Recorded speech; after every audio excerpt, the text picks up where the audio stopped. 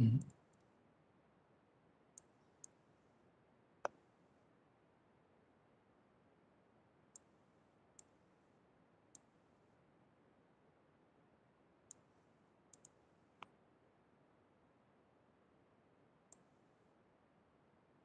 네, 수업 시작하겠습니다. 네, 안녕하세요. 제 목소리 들리시죠? 제 이름은 신소재공학과의 김종환입니다. 지난 시간 제 다른 학부 수업하고, 죄송합니다. 학부 수업하고 시간이 공교롭게도 겹쳐서 수업을 못 했는데요. 제가 조만간 보강 수업 일정을 담은 이메일을 드릴게요. 그리고 수업에 참여하지 못할 수 있는 학생이 있기 때문에 그날 수업은 제가 녹화를 해서 공유를 드리도록 하겠습니다. 네. 지금까지 이제 직전에 최시원 교수님하고 이 머티리얼의 스트럭처를 분석하는 방법, 그리고 또 어, 2차원 물질에 이것들을 적용하는 그런 재밌는 주제들을 지금까지 다뤄봤는데요.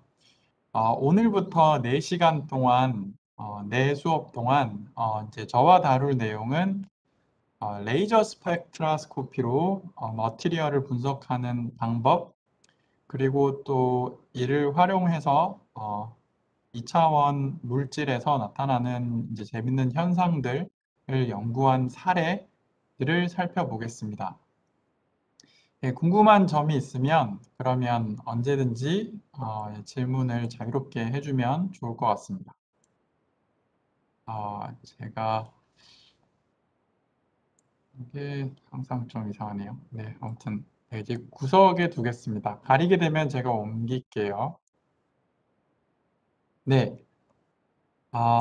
그래서 일단 그 4시간 동안 제가 다룰 내용은 첫 번째는 이제 레이저 스펙트라스코피가 뭔지, 레이저는 뭔지 뭐 대부분 사실 알 텐데요. 그래도 새롭게 한번 리마인드를 해보는 시간을 갖겠습니다.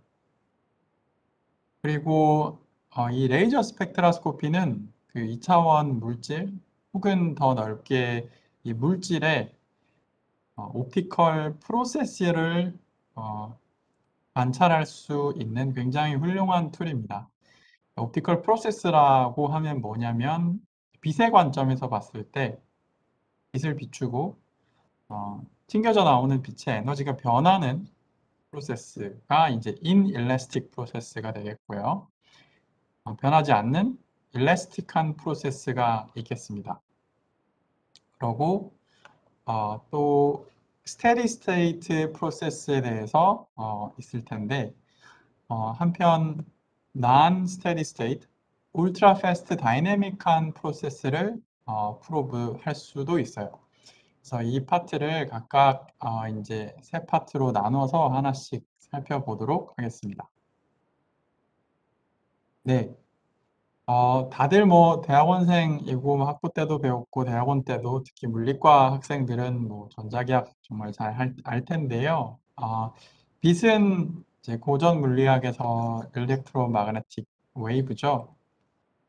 그래서 잘 아는 것처럼 이렇게 만약에 이제 필드를 볼 수 있는 어떤 툴이 있다면 이렇게 나오는 빛에는 이렇게 오실레이팅하는 일렉트릭 필드와 마그네틱 필드가 이제 물에 떨어지고 있는 상황일 겁니다. 그 외에도 이제 빛은 어떤 퍼터베이션을 주는 매개라고 하면 이 퍼터베이션은 에너지를 줄 수 있고요. 그리고 또 프레셔, 심지어 모멘텀을 전달할 수도 있습니다.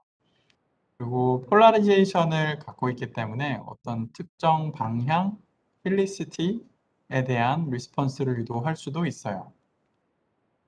근데 이제 이게 왜 그 어떤 물질을 분석하는 데 중요하냐면 결국에 이 물질들이 빛과 상호작용을 하기 때문이겠죠.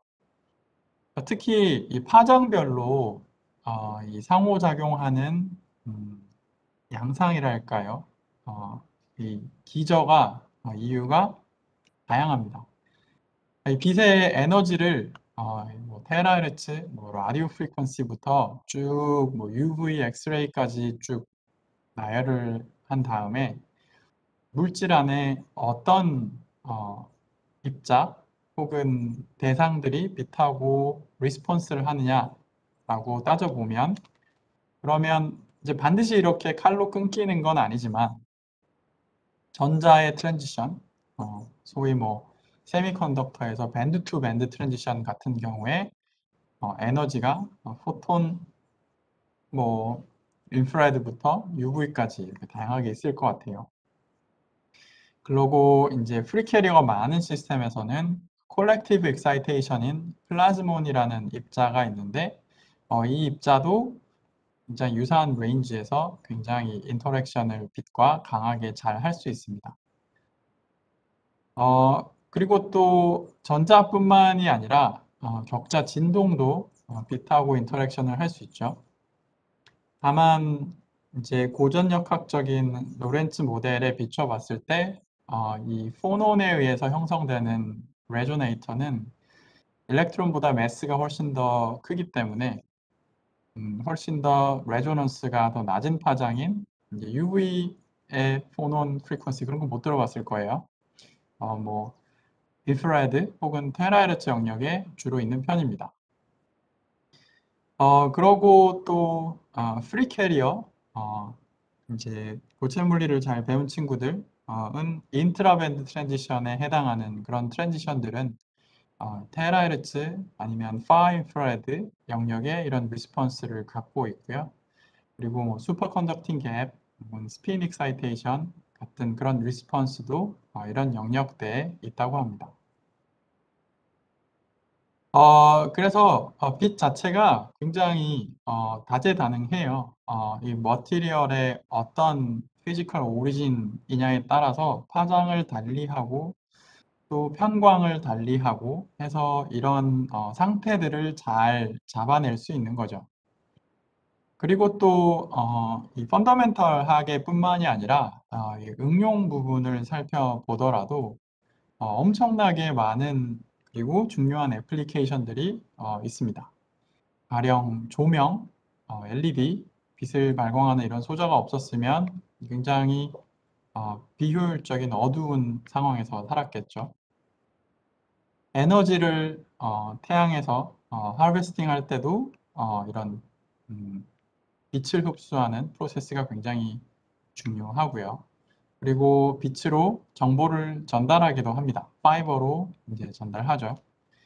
그리고 또 빛을 이용을 해서 라이다, 이거 라이다 이미지인데요. 주변의 지형 지물을 굉장히 높은 해상도로 매핑하는 기술도 가능합니다. 그리고 이제 우리 인간한테 굉장히 중요한 그런 바이오 이 머티리얼들, 여기 세포를 염색을 하고 슈퍼 레졸루션 이미징이라는 테크닉으로 이미징을 한 결과인데요. 세포 내부가 굉장히 잘 보이죠. 이걸 통해서 또 굉장히 중요한 생물학적인 연구가 가능합니다. 그리고 이제 머티리얼 자체를 자르고 다듬고 그런 기능도 가능합니다. 그래서 빛은 이제 기본적으로 머티리얼의 중요한 정보를 가져주기도 하지만 이제 이걸 바탕으로 굉장히 유용한 그런 응용 소자들도 굉장히 다양하게 많습니다. 엄청 중요하죠. 근데 이 빛을 활용하고 또 빛을 다루는 그런 기술들이 레이저라는 툴이 등장하면서 비약적으로 좋아졌습니다. 이게 뭐 레이저 원리에 대해서 굉장히 잘 아는 친구들도 있겠지만 기억이 잘 안 나는 친구들도 있을 수 있기 때문에 제가 동영상을 간단하게 보여주면서 레이저의 원리에 대해서 되짚어 볼 거고요. 레이저는 뭐 여러분들 잘 알다시피 이제 Light Amplification by Stimulated Emission of Radiation, 레이저의 에크로님이죠. 다 이런 레이저 포인터 한 번씩 다 사용해 봤을 거고요. 뭐 여러 명의 발명가가 사이언티스트가 얽혀 있지만 정말 중요한 컨트리뷰션 찰스 타운스라고 하는 교수님께서 처음으로 메이저 개념을 제안하고 또 구현했습니다. 이제 사실은 찰스 타운스는 제 박사과정 할 때 많이 볼 수 있는 기회가 있었는데요. 원래 콜롬비아 대학에서 교수를 하시다가 이제 UC 버클리에 오셨는데 여기 보시다시피 100살을 사셨어요. 많이 사셨죠. 예, 그래서 사람들이 이제 노벨상 탄 것도 되게 부럽지만 오래 산 것도 정말 되게 부럽다. 그래서 노벨상 없어도 나도 저렇게 오래 살았으면 좋겠다. 이렇게 얘기한 사람도 있었고요. 근데 되게 저는 이제 그 찰리 타운스에 되게 인상 깊었던 점은 그 마지막 해를 제외하고 99살 때까지 연구실에 나오셨어요. 네, 되게 엄청나시죠. 네, 그 벌지라고 하는 건물이 있는데요. 유시 버클리에. 그 벌지 5층의 오피스를 갖고 계셨는데 그 맨날 이게 그 휠체어 같은 거에 이제 그 산소통을 메고 맨날 오피스에 오셨어요. 대단하시죠. 그래서 이 정도는 해야 훌륭한 사람이 되나 보다 싶기도 하고 그렇습니다. 아무튼 정말 연구를 사랑하는 분이셨고요. 어, 그리고 이 레이저의 원리의 기반을 찰리 타운스가 개발을 했죠. 그래서 기본적으로 이 원리를 살펴보면 이렇습니다.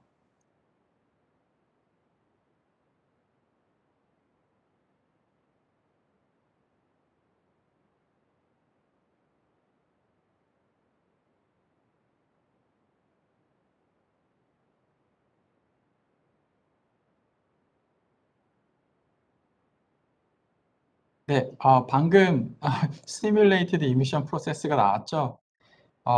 뭐 여러분들 잘 배웠듯이 2레벨 상태가 있을 때 전자가 그라운드 스테이트에 있으면 빛이 오면, 퍼터베이션이 오면 당연히 일렉트론이 excited state로 excite 되는 상태가 예상되는 상태인데요. 만약에 일렉트론이 excited 상태에 무슨 이유에서든지 있는 상태였다면 그럼 그 상태에서 빛이 오면 이제 흡수를 하는 게 아니라 똑같은 확률로 사실은 어, 포톤을 카피해서 똑같은 포톤을 내어놓는다. 즉 증폭한다. 그런 과정이 이제 stimulated emission process였죠. 그래서 이 과정을 이용을 하는데, 근데 여기서는 아톰이고요.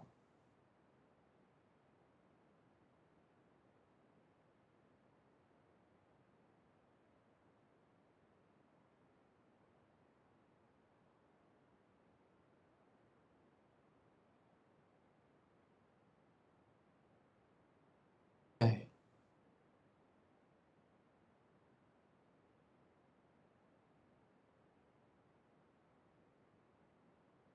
네, 이런 게 레이저였습니다. 그러니까 이제 이런 excited 된 상태의 원자 혹은 제너럴하게 개인 미디엄이라고 해요.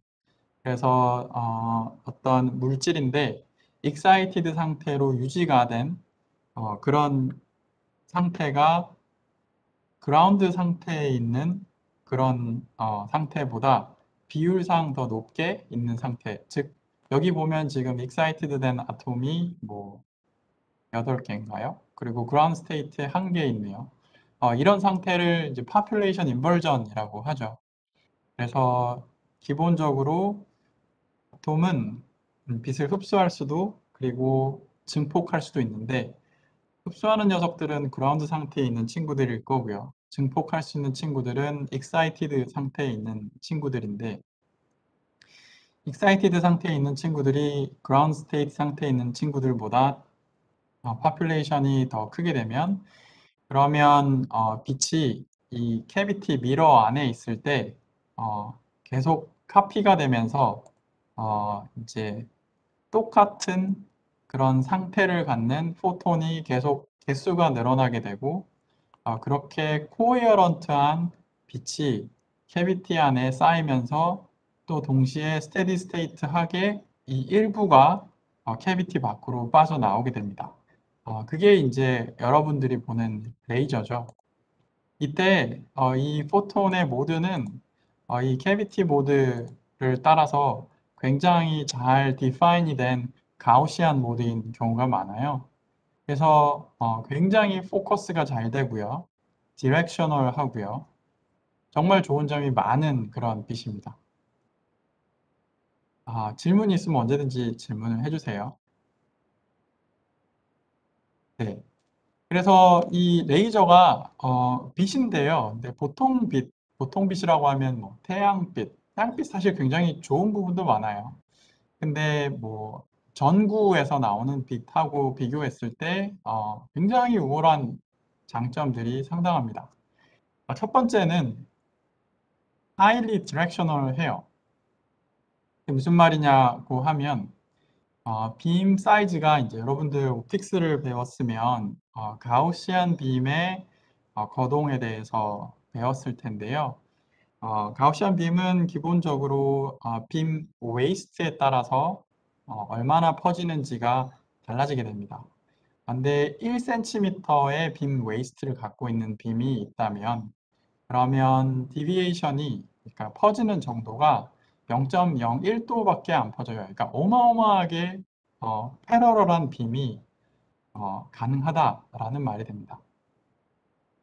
이 패러럴한 정도가 좋으면 좋을수록 사실은 렌즈를 뒀을 때 포커스도 굉장히 잘 되는데요. 이 포커스 같은 거를 봤을 때도 레이저는 굉장히 좋은 패러럴한 빔 소스이기 때문에 포커스가 굉장히 쉽게 뭐 현미경 대물 렌즈 같은 걸 사용을 하면 1 마이크로미터는 굉장히 쉽게 포커스를 할 수가 있습니다.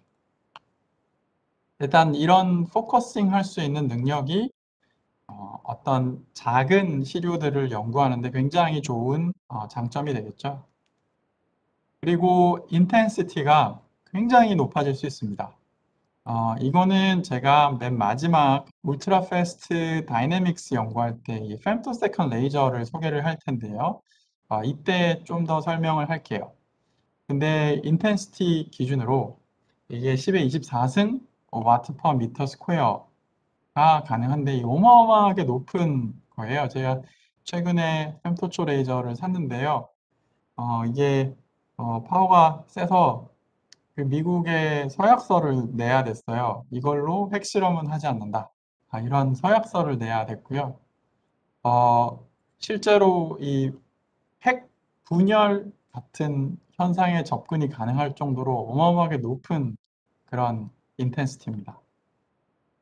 근데 이게 그냥 단순하게 실험실에서 구현이 가능하다는 것들이 굉장히 놀라운 부분이고요. 그리고 예, 당연히 저희는 핵 실험 같은 거 안 합니다. 그리고 이 레이저 펄스가 굉장히 짧아요. 짧을 수 있어요. 그러니까 모든 레이저가 짧은 건 아닌데 짧고 싶으면 굉장히 짧을 수 있어요. 어느 정도냐면 지금 이제 제가 이거 몇 년 전 데이터여서 조금 아웃데이트드 될 수 있는데 이게 지금 아토 세컨드죠. 그러니까 fem토 세컨이 10의 마이너스 15승 근데 그거보다 1000배 빠른 게 아토초죠. 그러니까 50 아토초. 그러니까 이게 왜 뭐 인텐시티가 센 거는 뭐 굉장히 어떤 이제 이그조틱한 그런 물리적인 환경을 구현할 수 있겠구나 라고 생각할 수 있어서 유용하겠네. 포커스가 잘 돼서 이것도 유용하겠네 라고 이제 와닿을 텐데 숏펄스는 왜 필요하지? 라고 생각을 할 수 있는데 굉장히 중요해요. 여러분들 카메라를 요즘은 다 스마트폰으로 찍어서 잘 모를 수 있는데 그 이제 SLR 카메라, DSLR 같은 경우에는 사진을 잘 찍으려면 이런 셔터 속도 그리고 플래시 이런 걸 잘 활용해야 돼요. 이때 플래시가 빠르면 빠를수록 굉장히 빨리 일어나는 현상을 잡아낼 수가 있습니다. 근데 이게 만약에 아토초 수준까지 짧아질 수 있으면 더 그런 걸 잡아내는 게 좋아지겠죠. 그리고 또 다른 방향에서 이걸 생각해 볼 수 있는 방법은 이 시간 동안 빛이 얼마나 진행하는지 생각해 보는 방법입니다. 가령 빛 하면 3 곱하기 10이 8승미터 per second니까 엄청 빨리 멀리 움직일 것 같은데 이거 엄청 짧아가지고요. 이 시간 동안 빛이 1.5 나노미터밖에 못 움직여요. 그 정도로 굉장히 짧은 시간입니다. 1.5 나노미터면 네, 웬만한 글쎄요. 크리스탈의 격자 몇 개 수준이죠. 그러니까 정말 짧은 찰나예요. 그리고 에너지 퓨리티가 어마어마하게 좋습니다. 그러니까 네로우 라인 위스라고 얘기를 할 수 있는데요. 에너지 라인 위스가 좋아야 되는 이유는 굉장히 많아요. 사실 어떤 물질의 시스템이든 에너지 스트럭처에 대해서 굉장히 관심이 많죠. 하이드로전 이거면은 뭐 레벨이 스플리팅도 있고 뭐 하이퍼 파인 스트럭처 뭐 그런 것들이 굉장히 파인한 에너지 레벨 차이를 갖고 이렇게 미세하게 스플리팅이 되어 있는데 그런 걸 잡아내려면 분광학을 통해서 물론 백색광을 비추고 분리를 해는 방법도 있는데 정말 정말 좁아지면 이제 그런 방법은 사실 어려워지고요. 광원 자체를 굉장히 퓨어하게 만들고 그 광원을 튜닝을 해서 이 물질의 리스폰스를 보는 방법으로 에너지 레벨을 조사하기 시작합니다. 그때 이 광원의 에너지 퓨리티가 중요하겠죠. 지금 어디까지 가능하냐면요. 이게 에너지 광원이라고 하면 에너지 축에서 이게 그 인텐시티의 어떤 위스를 볼 수 있잖아요. 그러면 광원의 자체 에너지 그리고 그 광원 에너지 센터의 오차 델타 람다가 10의 마이너스 15승 수준입니다. 어느 정도냐면 이게 대충 1 일렉트론 볼트예요. 근데 10의 마이너스 15승 일렉트론 볼트 수준까지 라인 위스를 좁힐 수 있어요. 어마어마하죠. 그러면 얼마인가요? 그러니까 그게 fem토 일렉트론 볼트인가요? 네. 그런 정도 수준까지 좁혀서 측정을 할 수 있어요. 특히 이런 부분이 이제 일렉트론 빔 스펙트라스코피하고 조금 차이가 나는 부분입니다. 빛으로 하다 보니까 스페이셜 레졸루션은 당연히 일렉트론 빔보다 떨어질 수밖에 없죠. 일렉트론의 웨이브 펑션이 포톤, 일렉트론 마그네틱 웨이브의 웨이브 펑션, 웨이브 랭크보다 훨씬 더 짧으니까요. 근데 에너지 스케일은 어마어마하게 내로우할 수 있습니다. 그리고 이제 펜토초 레이저 같은 굉장히 지금은 와이들리 어벨러블한 그런 툴을 통해서 이 빛의 파장을 굉장히 자유롭게 바꿀 수 있어요. 파 인프라레드부터 소프트 엑스레이까지 굉장히 자유롭게 바꿀 수 있어서 이걸로 뭔가를 하면 굉장히 재밌겠다라는 생각이 당연히 들고요. 그러고 2018년에 그래서 이 레이저 테크놀로지 관련해서 노벨상이 나왔었죠. 그래서 간단하게 보면 그러면 이 하나는 옵티컬 트위저였고요. 뭐였냐면 레이저가 포커싱 된 이런 길이 있고요. 그리고 유리구슬 같은 다이엘렉트릭 비드가 있는 상황에서 이게 만약에 물에 있어서 그 비드가 자유롭게 떠다닐 수 있는 상황이고 그때 레이저를 인가를 하면 그러면 이 비드가 로컬하게 빛이 만들어내는 이 포텐셜이 달라서 비드가 자연스럽게 이렇게 여기에 트랩이 되게 됩니다. 이걸 옵티컬 트위저라고 하고요. 이거를 이용을 해서 굉장히 중요한 실험들이 많이 진행이 됐어요. 원리는 여기 네, 이 헤어드라이기 같은 게 있는데요. 여기 지금 공이 있고요. 헤어드라이기는 이제 바람을 불면서 이제 모멘텀을 갖는 어떤 입자를 계속 불어내고 있는 상황이고, 레이저는 마찬가지로 모멘텀을 갖는 어떤 입자를 계속 불어내고 있는 상황인데, 보면 어,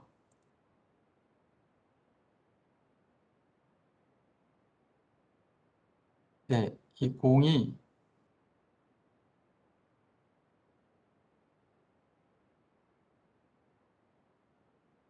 지금 요 드라이기 안에 바람이 부는 이 안에 잘 갇혀 있는 걸 볼 수 있어요.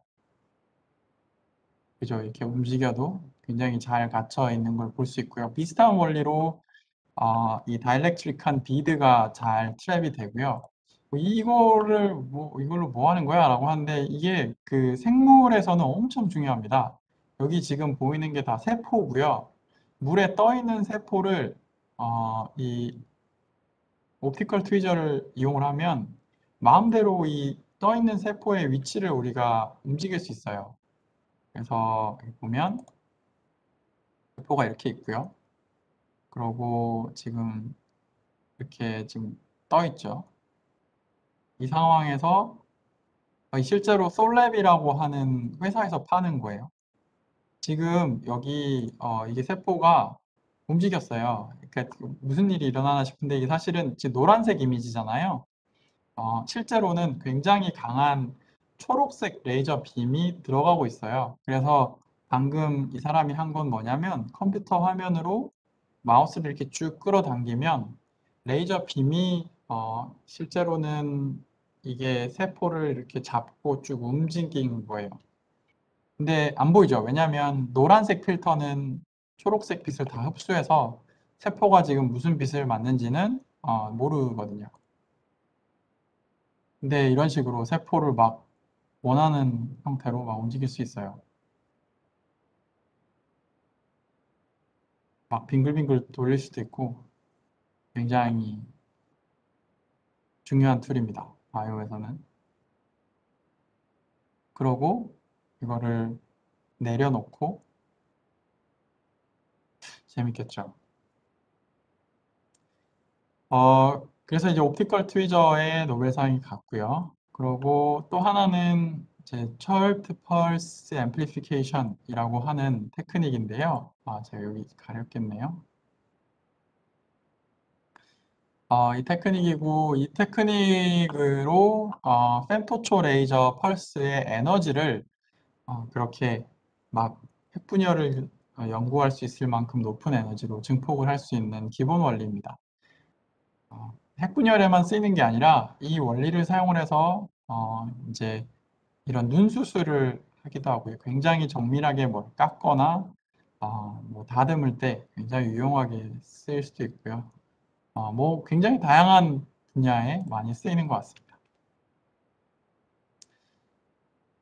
근데 이제 우리 원래 주제로 다시 돌아와서 이 레이저 스펙트라스코피가 머티리얼을 연구하는데 정말 중요한 역할을 많이 했어요.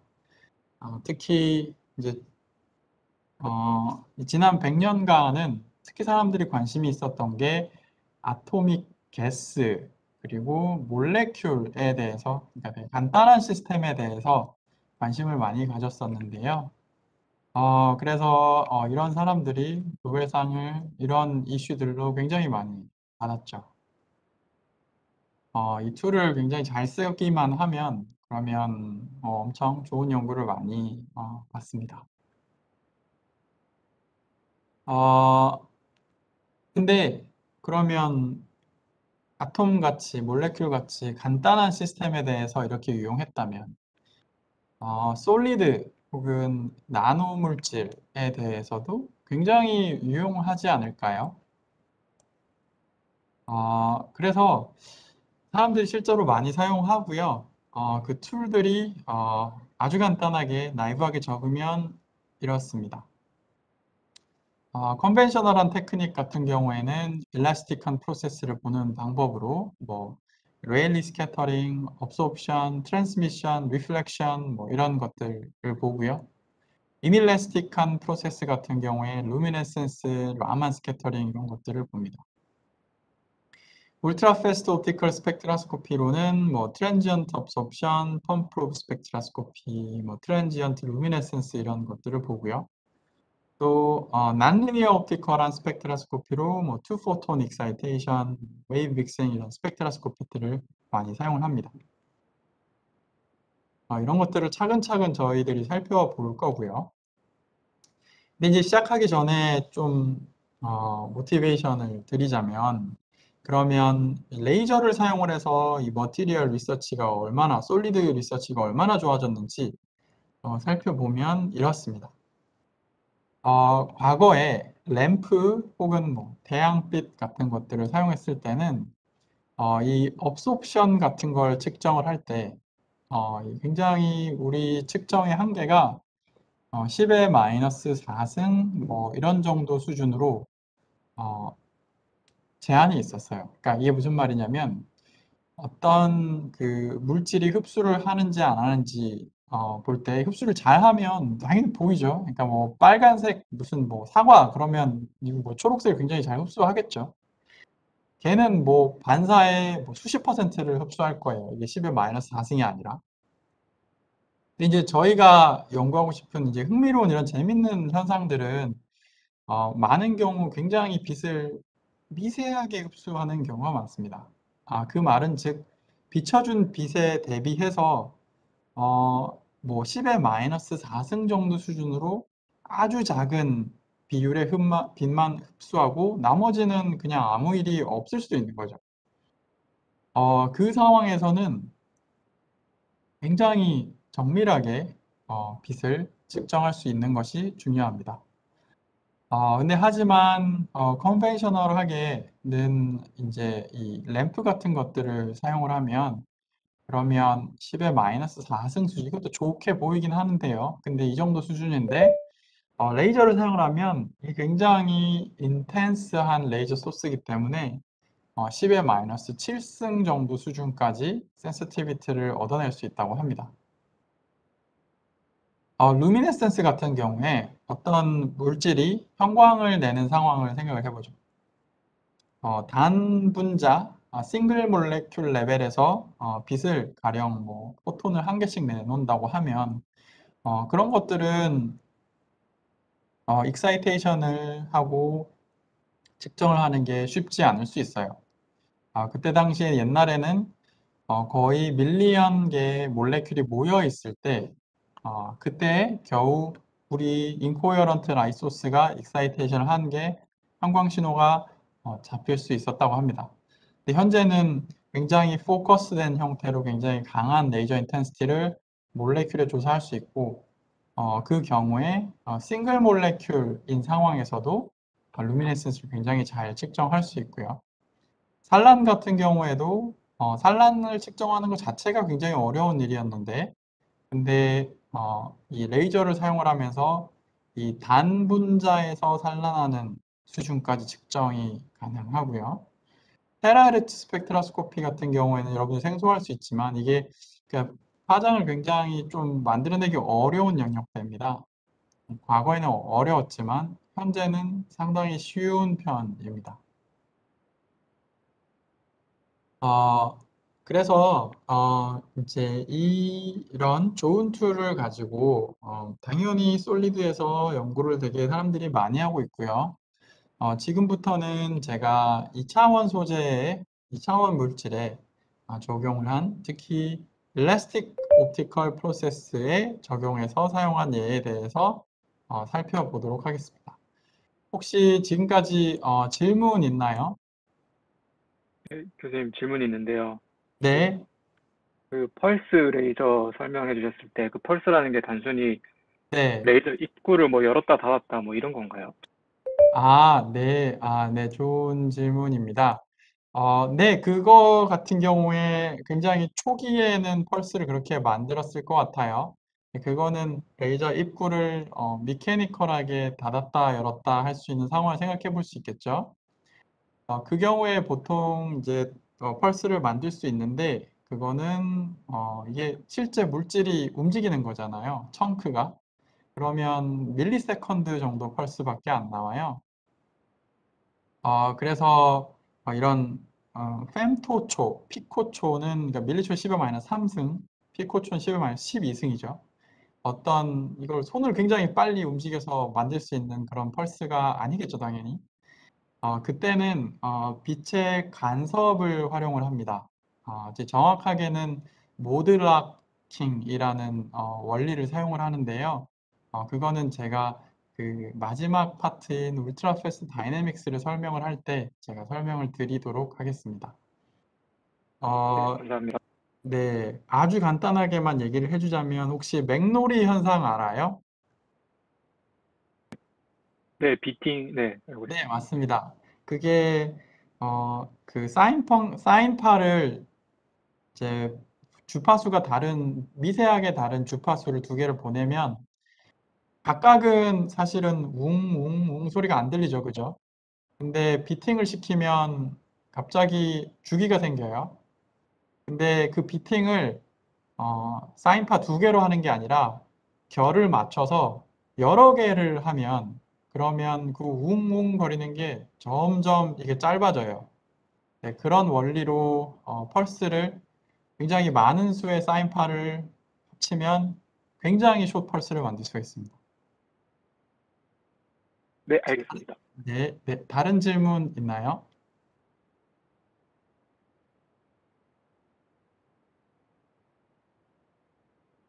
이해가 잘 되고 있을까요? 좀 제가 익숙한 이름도 있고. 음, 네.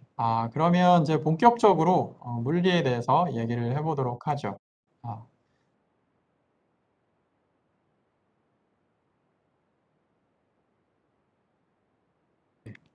아, 일단 이번에 다루려고 하는 거는 Elastic Optical Process입니다. 일래스틱 옵티컬 프로세스에 대해서 이해를 하려면 기본적으로 이제 필요한 몇 가지 개념들이 있는데요.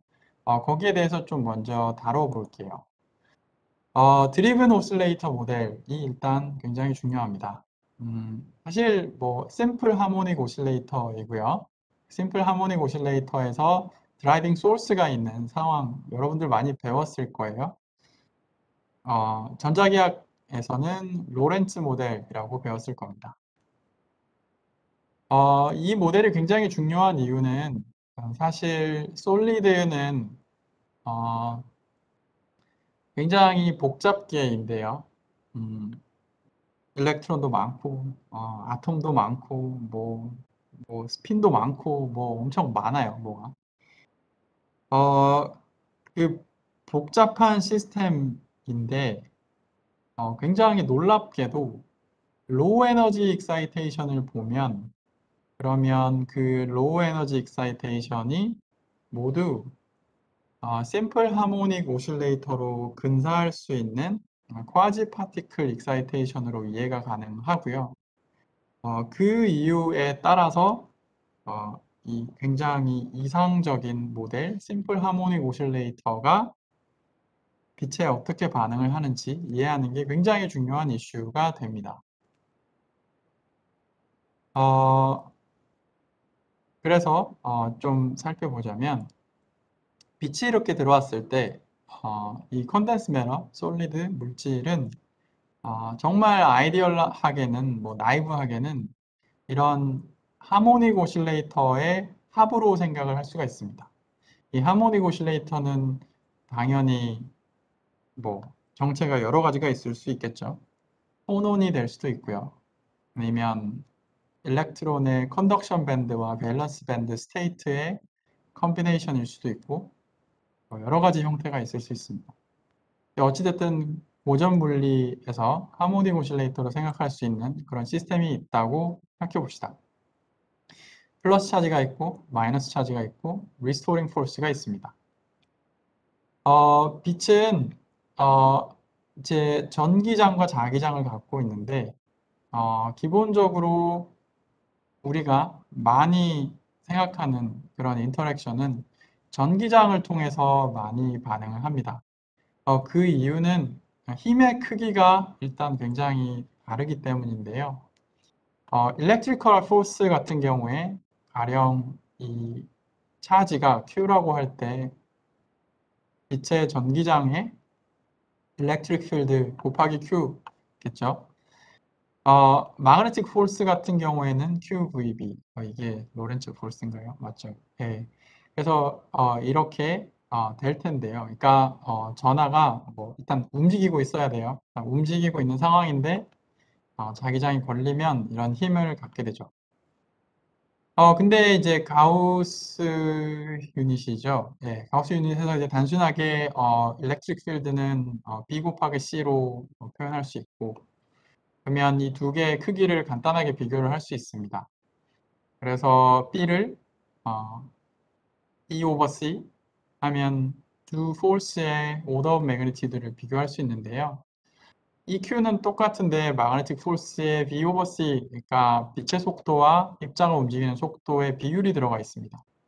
그러니까 웬간해서는 이 입자가 엄청 빨리 움직이는 상황이 아니고서는 적어도 이 심플 하모닉 오실레이터 모델에서는 일렉트릭 필드가 도미넌트한 역할을 합니다.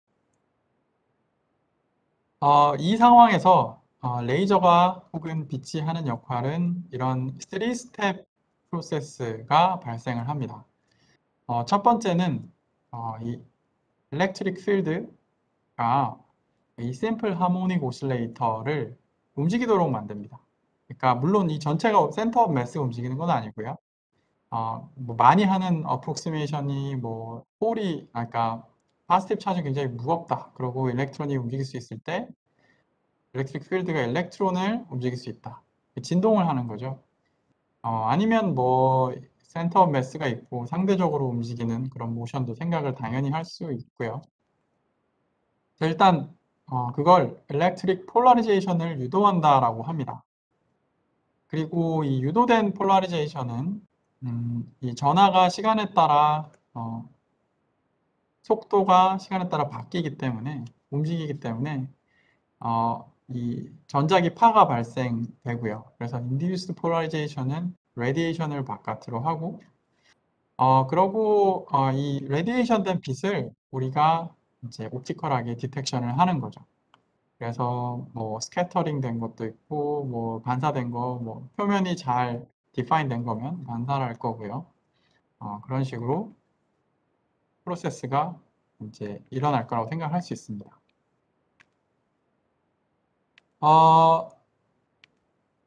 근데 이제 그거를 좀 수학적으로 좀 더 가져가면 이제 말씀드렸던 것처럼 로렌츠 모델이 되고요. 그래서 고전역학에서 이퀘이션 오브 모션 이렇게 세웠죠.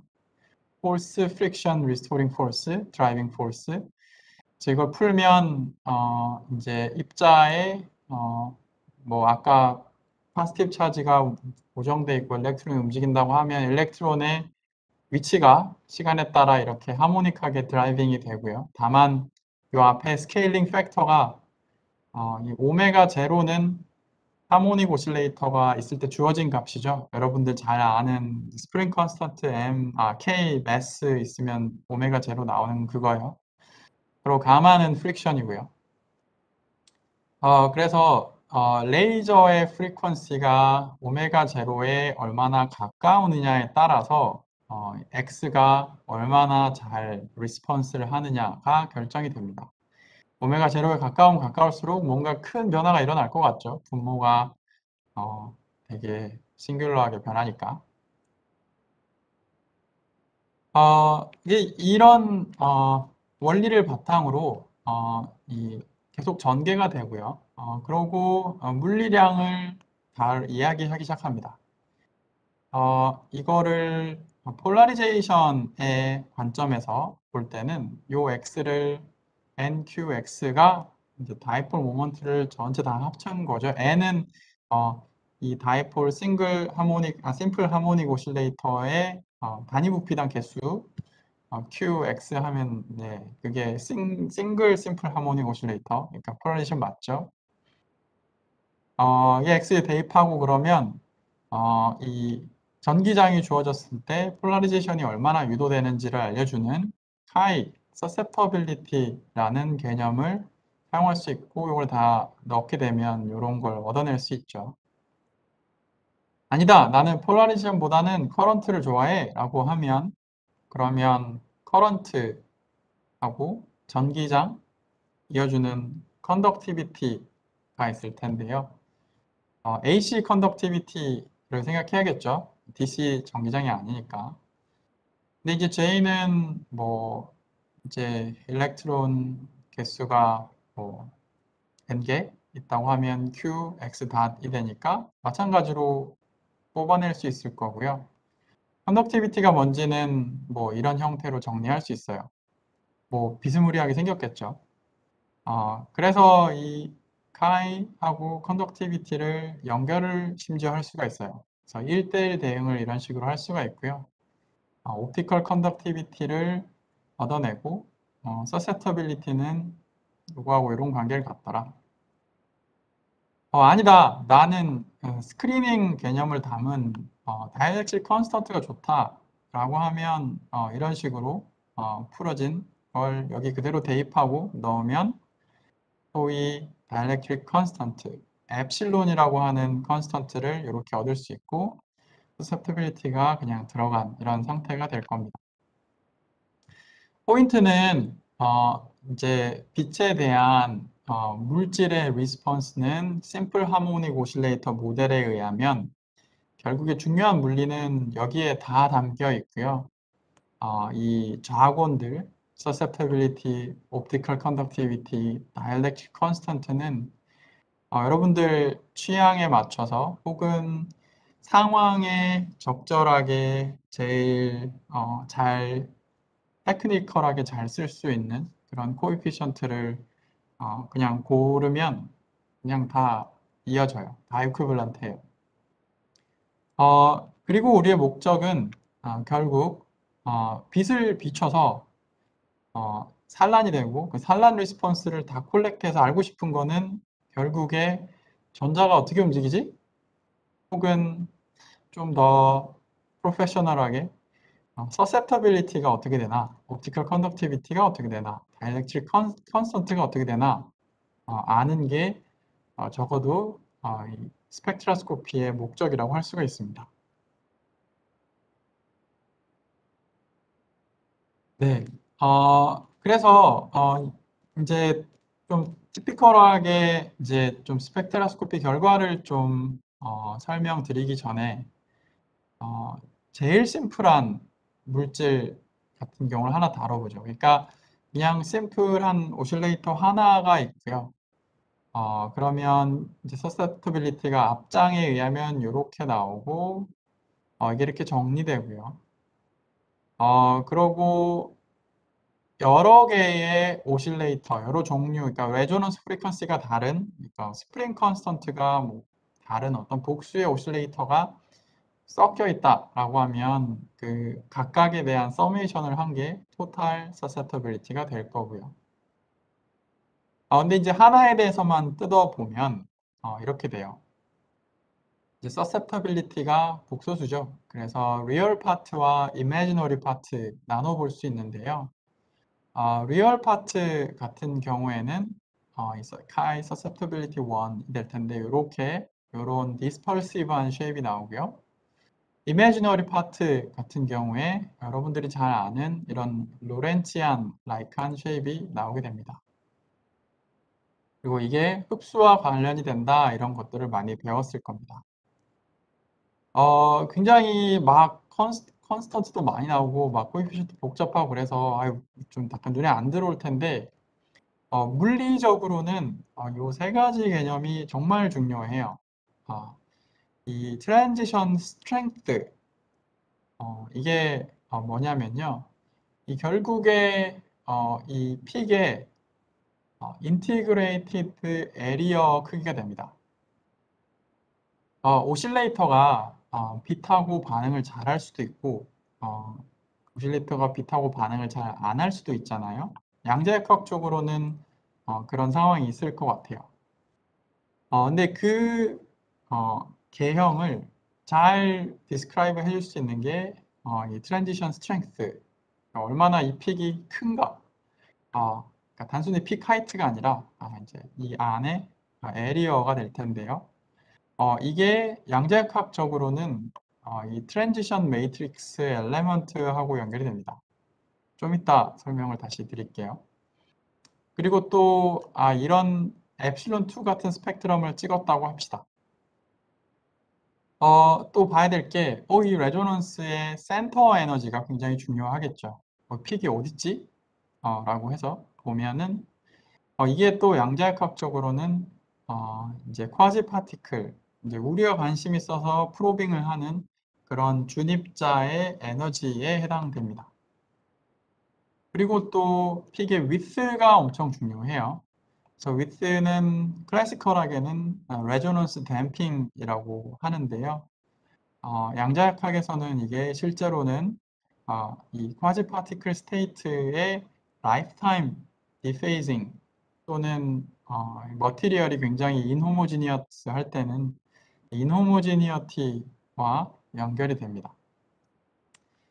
그래서 대부분의 경우 이 세 퀀티티를 유심히 보는 게 실제 데이터를 잘 디테일하게 분석했다라는 그런 결과를 생각을 할 수 있을 겁니다. 근데 이제 트랜지션 스트렝스에 대해서 조금만 얘기를 더 해볼게요. 이제 양자역학을 잘 들은 친구들은 페르미 골든 룰에 대해서 잘 기억을 할 것 같습니다. 잠깐 다시 좀 리마인드를 드리자면 투 레벨 스테이트 같이 이니셜 스테이트, 파이널 스테이트가 있다고 할 때 일렉트론이 이니셜 스테이트에서 파이널 스테이트로 가령 빛에 의해서 전이가 될 때 이 전이가 될 확률을 페르미 골든 룰이 알려주죠. 그래서 그 확률은 페르미 골든 룰에 의해서 이 빛에 해당하는 퍼터베이션 해밀토니안 H'이 있을 거고요. 그 H'이 이니셜 스테이트와 파이널 스테이트를 실제 커플을 어떻게 하느냐 매트릭스 엘레멘트라고 하는 이 컴포넌트가 이 probability를 굉장히 결정하는 데 중요한 역할을 합니다. absolute value square가 들어가고요. 그리고 당연히 지금 사실 어떤 주어진 에너지 소스에 대해서 트랜지션 프로버빌리티를 얘기하기 때문에 스테이트가 디제너러트한 상태면 얼마나 디제너러트해 있는지 덴시티 스테이트가 들어가겠죠. 그래서 아까 말씀드렸던 트랜지션 스트렝스는 우리가 관심 있어 하는 쿼지 파티클을 익사이트하는 그 두 레벨이 있다고 할 때 그 레벨이 빛과 얼마나 인터랙션을 하는지 이 트랜지션 매트릭스 엘레먼트 요 크기를 알려주고요. 이 크기가 알려져 있다고 하면 트랜지션 스트렝스는 density of state가 얼마나 높은지를 알려주는 굉장히 중요한 정보입니다. 자, 근데 우리가 또 이제 마지막으로 하나 좀 다뤄야 되는 게요. 우리가 이제 2차원 소재에 대해서 다루잖아요. 네, 그래서 물론 그 susceptibility, optical conductivity 뭐 이런 것들을 3차원 단위로 갖고 다니는 것도 뭐 괜찮아요. 그러니까 매번 근데 이제 번거롭죠. 가령 뭐 그래핀이 그래파이트하고 제 전자구도 똑같다고 생각하면 다르지만 그래파이트에 3차원 susceptibility가 있으면 그래핀의 두께만큼 곱해줘서 그래서 2차원 susceptibility를 계속 뽑아내야 돼요. 그러지 말고 차원에 맞게 단위를 좀 수정해서 쓰는데 이런 상태로 수정했습니다. 가령 3차원에서 의미가 있는 거는 이 물질 전체의 토탈 다이폴 모먼트를 다 더한 거를 P 토탈이라고 하죠.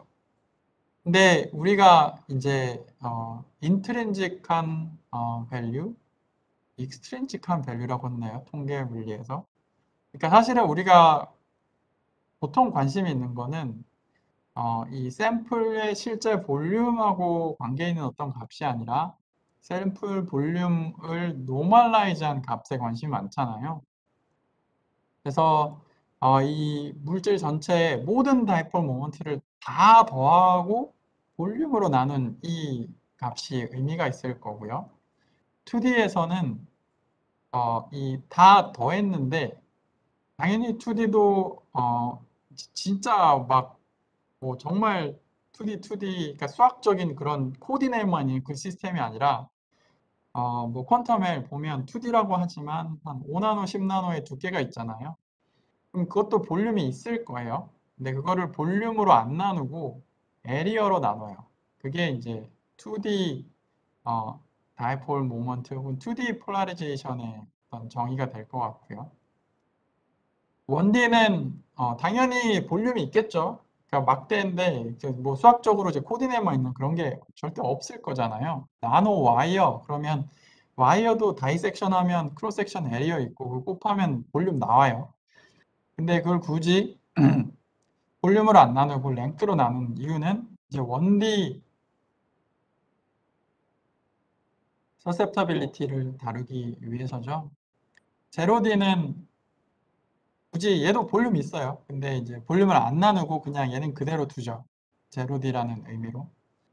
그래서 각각에 해당하는 폴라리제이션은 그래서 일렉트릭 필드하고 연결시키면 뭐 이런 식으로 카이 0D, 카이 1D, 카이 2D 이렇게 연결되고요. 이걸 폴라리제이션 아니고 제가 아까 약간 커런트 형태로 연결을 시키면 그러면 컨덕티비티 형태로 이렇게 쫙 다 나뉠 것 같습니다. 근데 이제 이거를 연결시키고 싶다라고 하면 뭐 이런 식으로 하면 돼요.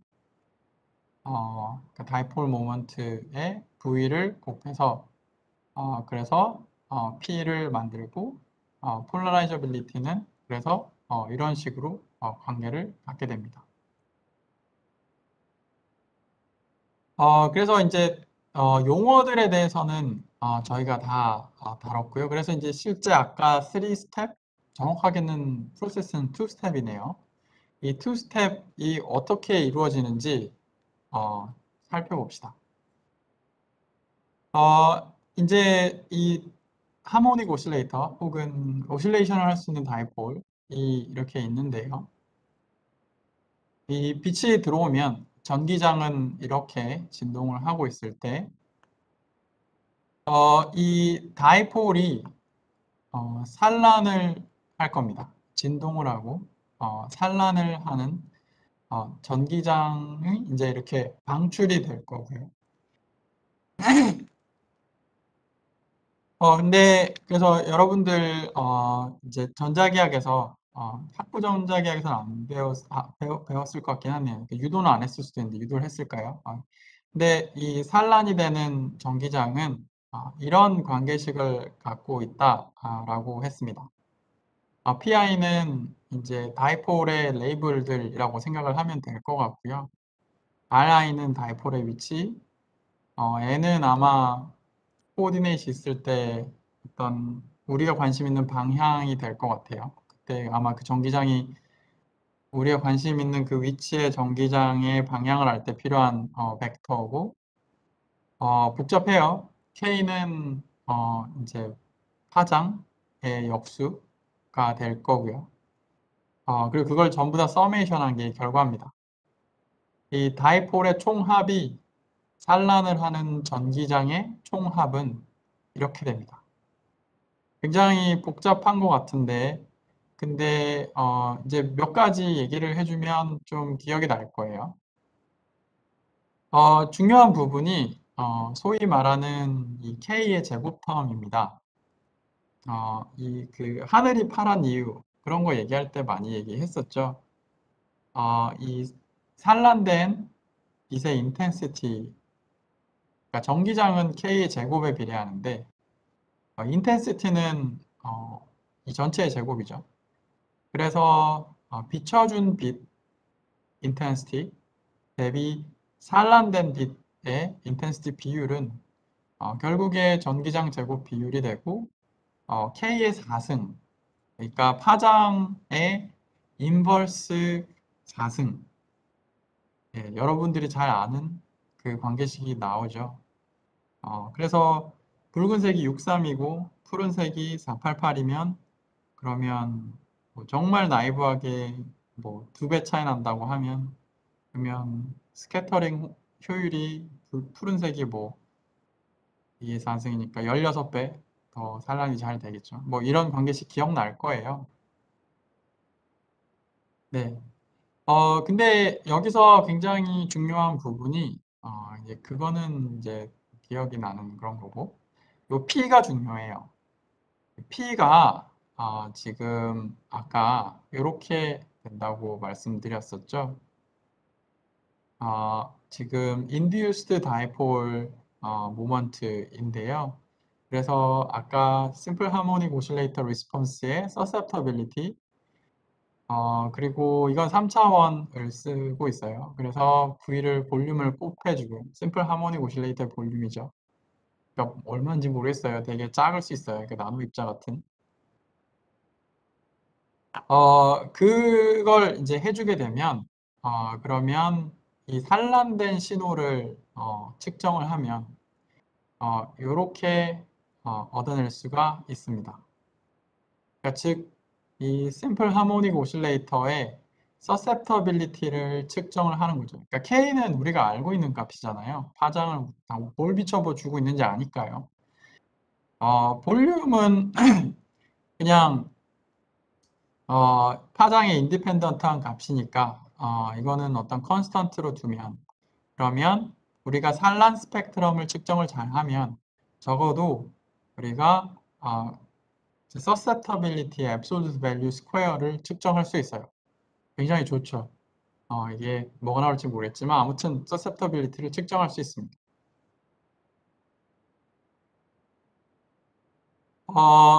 근데 이제 한 가지 좀 이제 생각을 해봐야 되는 부분이 이제 흡수가 되는 부분이 있습니다. 그래서 이제 흡수는 여러분들 전자기학 배웠던 것들을 생각을 해보면 안 배웠던 경우에 여러분들 찾아볼 수 있을 거예요. 그러니까 어떤 물질이 있을 때 물질에 흐르는 전류가 J이고 그리고 인가된 전기장이 E 나실 때 그때 물질 내부에서 소모되는 파워는 사실은 그 IV예요. 이게 V고 이게 I고 그래서 소모되는 파워죠. 그래서 이걸 리얼 파트 취해준 게 지금 이 하모닉 오실레이터에 유도된 전류 그리고 전기장 곱한 거에 리얼 파트를 취해주면 이 심플 하모닉 오실레이터가 계속 소비하는 그런 파워가 되고요. 그리고 당연히 레이저를 비춰준 그런 파워가 있겠죠. 얘를 J는 옵티컬 컨덕티비티 E0 V로 쓸 수 있고요. 그래서 쭉 다 쓰면 그러면 이 심플 하모닉 오실레이터가 흡수하는 파워는 리얼 파트 오브 옵티컬 컨덕티비티 곱하기 볼륨이 됩니다. 그리고 제가 아까 보여드렸던 이 관계식으로 너무 많이 들어갔네요. 네, 요 관계식으로 오픽 컨덕티비티를 서셉터빌리티로 바꿀 수 있는데요. 그렇게 되면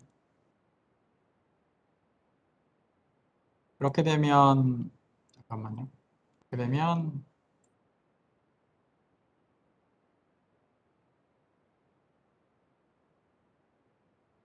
네, 그렇게 되면 이렇게 나오고요.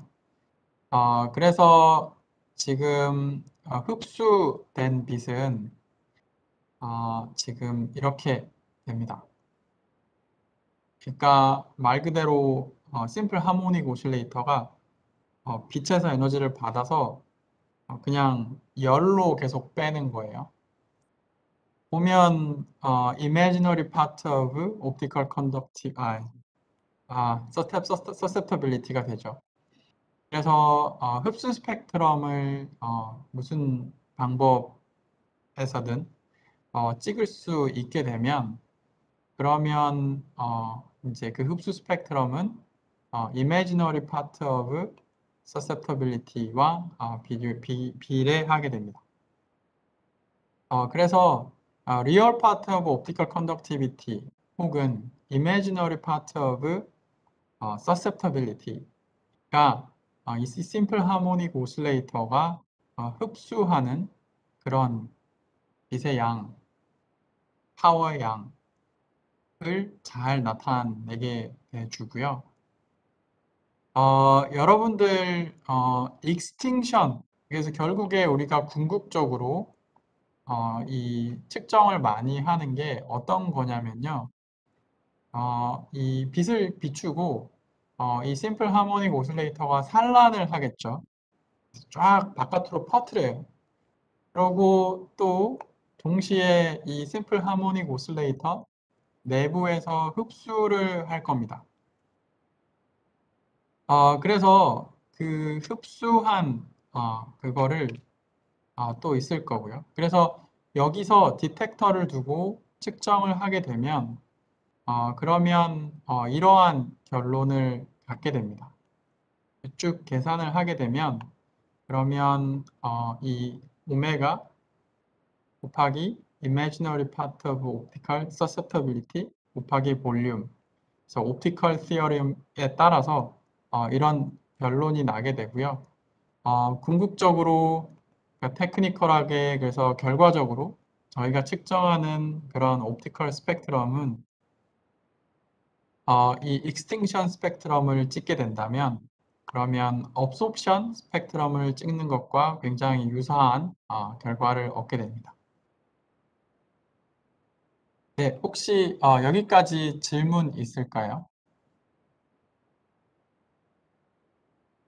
교수님, 네, 여기서 측정할 때 아이 네. 스캐터링 되는 인텐시티 측정하잖아요. 아닌가요? 측정할 때 여기서 측정하는 거는 그러니까 스캐터링 방향으로 되는 건 그냥 측정 안 한다는 이야기입니다. 아, 아, 그러니까 여기에 그러면, 그러니까 네, 막 모든 방향으로 다 퍼져나갈 텐데요. 산란이. 네. 네, 그런 것들을 측정 안 하고 그냥 굉장히 멀리 디텍터를 띄워놓고 포워드 방향으로 그러니까 투과된 것만 측정한다는 거예요. 그럼 네, 최종적으로 측정하는 게 네. 익스팅션인 거예요? 스캐터링인 거예요? 아, 익스팅션이 되네요. 익스팅션이죠. 네.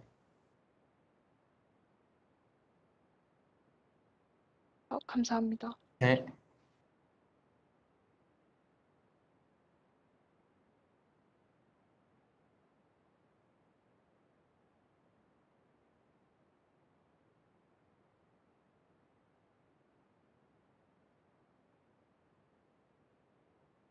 네, 생각보다 좀 시간이 더 오래 걸릴 줄 알았는데요. 어, 그러면 제가 좀 더 진행을 할게요. 교수님 혹시 네, 네. 그 필드 인듀스드 폴라리제이션 있는 슬라이드에서 필드 그, 인듀스드 폴라, 네. 그 트랜지션 매트릭스 엘리먼트 설명해 주신다고 하셨던 것 같은데 해주셨나요? 아, 트랜지션 매트릭스 엘리먼트, 여기요? 그거 이게 말씀하신 거구나. 예, 네, 알겠습니다. 예, 알겠습니다. 네네. 네, 감사합니다. 네, 네, 교수님 저도 질문이 있습니다. 네.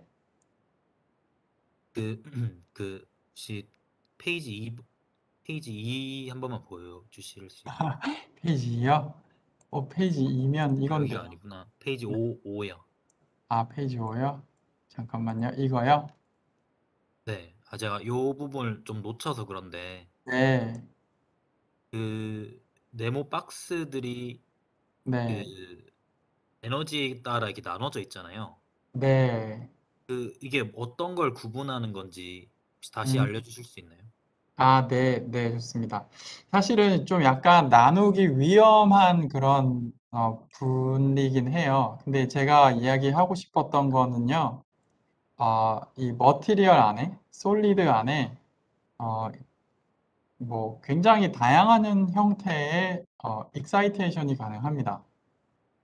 가령 반도체 같은 경우에 일렉트로닉 밸런스 밴드에서 컨덕션 밴드로 올라가는 이제 일렉트로닉 트랜지션, 사실 이 용어도 인터밴드 트랜지션을 의미하는 거고요.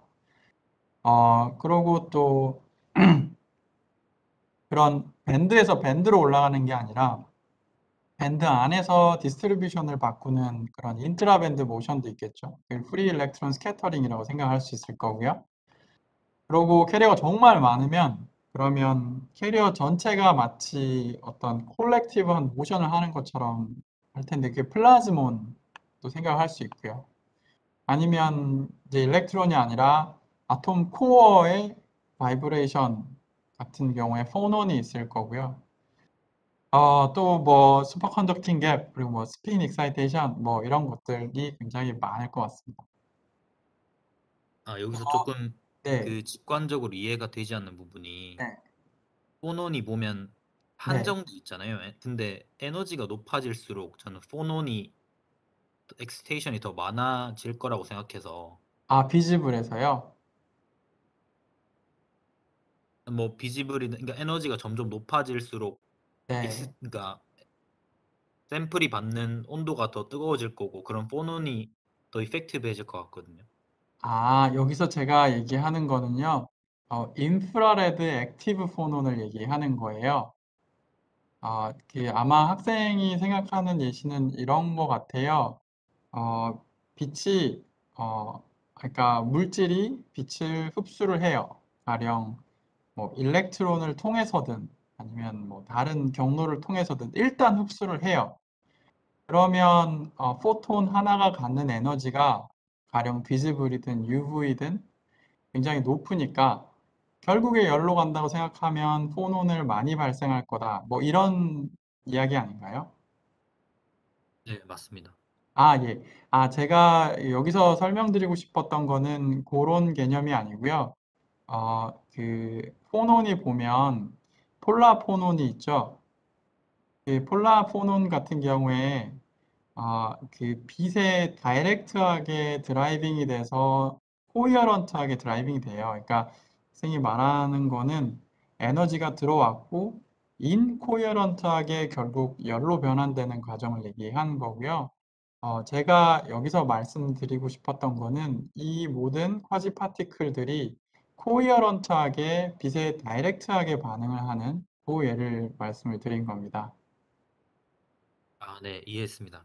그 네, 추가적으로 네, 그 몇 페이지인지는 기억 안 나지만 그 뒤쪽에 네. 네, 인시던트 빔의 프리퀀시에 네, 대비해서 네, 퍼미티비티 그 네. 스펙트럼 분석한 그래프가 있는데 이런 거, 이거요?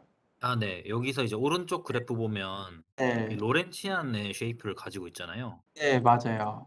근데 이제 이런 스펙트럼에서 네, 대부분 로렌치안을 많이 가지는데 그런 네. 그런 라인 쉐이프를 가지는 특별한 이유가 혹시 있는지 코멘트 해주실 수 있나요? 네. 그게, 심플 하모닉 오실레이터로 근사가 되기 때문입니다.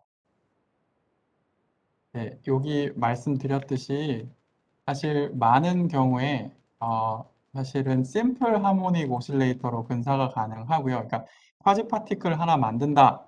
가령 이제 컨덕션 밴드에 일렉트론을 하나 올린다라고 하면 그 프로세스 자체가 사실 심플 하모닉 오실레이터를 흔드는 프로세스로 근사가 돼요. 그리고 뭐 엑시톤을 하나 만든다. 아니면 일렉트론을 밸런스 밴드에서 이게 메탈인데 뭐 가령 일렉트론을 fermi 레벨에서 그거보다 살짝 위로 올린다. 결국에 이 한쪽 위치에서 쿼지 파티클을 죽이고 다른 위치로 쿼지 파티클 하나 만드는 거라고 생각할 수 있잖아요. 작은 에너지 익사이테이션의 대부분 프로세스들을 사실은 고전역학적으로 심플 하모닉 오실레이터로 근사를 할 수 있기 때문입니다. 이제 대학원 통계에서 배우죠. 이게 어떤 매지컬 무슨 뭐 티어리라고 했던 것 같은데, 복잡계에서 이 엘리멘터리 로우 에너지 익사이테이션은 모두 심플 하모닉 오실레이터 익사이테이션으로 근사가 가능하다. 라는 정리가 있습니다. 예에서 생각할 수 있는 것처럼 이제 많은 경우 익사이테이션들이 심플 하모닉 오실레이터로 근사되기 때문에 흡수 레벨들이 레조넌스들이 로렌치안으로 나오게 되고요. 로렌치안으로 안 나오는 경우는 레조넌스가 여러 개의 컨티뉴어스하게 밴드의 형태로 있을 경우, 다른 경우는 이 레조네이터가 다른 레조네이터하고 인터랙션을 하는 경우, 그 경우에는 레조넌스가 로렌치안 타입이 아니라 파노 타입으로 에이시메트릭하게 바뀌게 됩니다. 근데 기본적으로는 어떤 레조네이터 혹은 어떤 쿼지 파티클이 인터랙션을 안 하고 순수하게 빛만 인터랙션을 할 수 있다라고 하면 제가 뭐 100%라고 그러면 저도 자신은 없는데요. 굉장히 많은 대부분의 경우가 다 심플 하모닉 오실레이터로 분사될 수 있습니다. 답이 됐나요? 정리를 하면 이 심플 하모닉 오실레이터로 근사해서 이제 그 오실레이션 되는 거를 쿼지 파티클로 생각하고 그 네. 쿼지 파티클의 라이프타임 때문에 로렌치안이 된다는 걸로 이해해도 되나요? 마지막 파트가 제가 좀 잘 모르겠네요. 쿼지 파티클의 라이프타임은 어디서 올까요? 그 보통 이런 네, 스펙트럼의 그 네, 밴드위스를 결정하는 게 보통 티클의 라이프타임으로 결정되는 걸로 알고 있어가지고 네, 네. 그 라이프타임이 길면 그러면 샤프한 로렌치안이 되고요. 라이프타임 짧으면 브로드한 로렌치안이 돼요. 네, 라이프타임에 따라서 로렌치안의 쉐입이 파노 타입이나 아니면 로렌치안이 아닌 가우시안 뭐 다른 형태가 되지는 않습니다. 네 일단 알겠습니다. 그 혹시 마지막 페이지에 보면은 네, 그냥 다 계산이 다 고전적인 전자기학으로 네, 짜놓으신 것 맞아요. 네, 같은데 맞아요. 어떤 예. 양자 효과 같은 거는 집어넣지 않는 건가요? 네, 맞습니다. 여기서는 그 레디에이션 파트에서는 양자역학이 안 들어가고요. 뭐 퀀텀 옵틱스가 들어가지는 않아요. 여기서는 양자역학 파트가 머티리얼 파트에 들어갑니다. 그래서 이 서셉터빌리티 안에 양자역학이 들어가요. 그래서 결국에 서셉터빌리티 안에 사실은 제가 여기서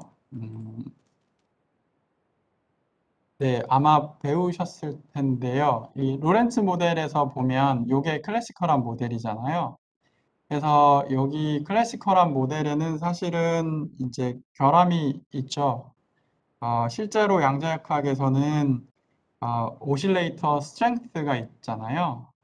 그래서 이제 트랜지션 다이폴 모먼트에 따라서 사실은 그냥 어떤 레조넌스가 있을 때 똑같은 확률로 다 똑같은 매그니튜드로 레조네이터가 생기는 게 아니고 웨이브 펑션에 따라서 아예 고전적으로는 레조넌스 있어야 되는데 라고 생각을 하지만 여기에 오실레이터 스트렝스 F가 붙죠.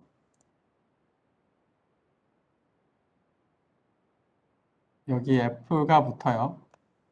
여기 아마 DI 여기 F가 붙어요.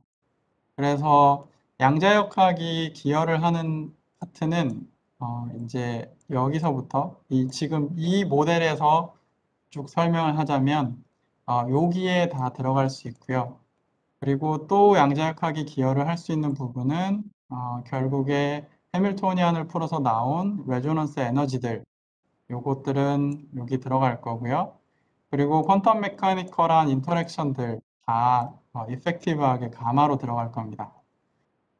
네, 답이 됐나요? 네, 감사합니다. 네.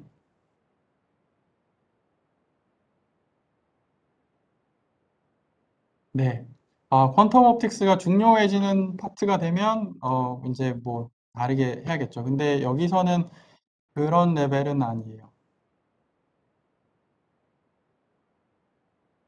네. 그러면 오늘 수업은 여기까지 하고요. 그러고 목요일 날 다시 보는 걸로 하겠습니다. 네, 목요일 날 봅시다. 감사합니다. 네,